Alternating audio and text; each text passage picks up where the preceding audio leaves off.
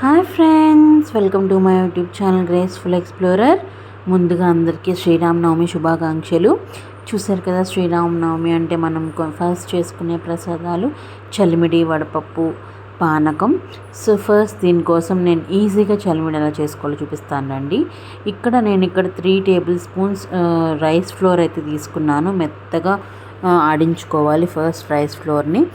And 3 spoons rice ఫ్లోర్కి 2 spoons బెల్లం అయితే యాడ్ చేసుకున్నాను. 1 స్పూన్ నెయ్యి అయితే యాడ్ చేసుకున్నాను మిక్సీ జార్లో.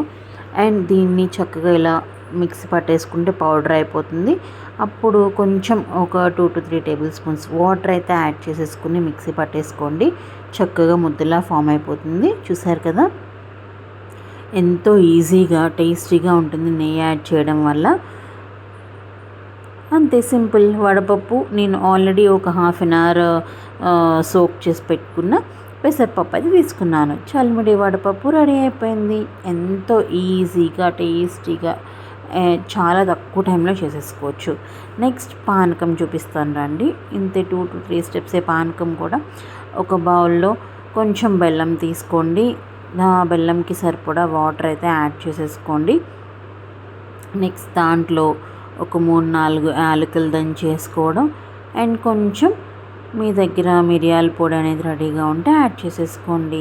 అంతే, సింపుల్. మొత్తం మిక్స్ చేసేసి దేవుడికి పెట్టేయడమే.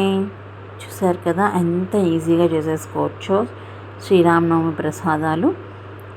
మీరు ఎలా చేసుకుంటారో కామెంట్ బాక్స్లో కామెంట్ చేయండి. చలిమిడి, వడపప్పు, పానకం రెడీ అయిపోయాయి.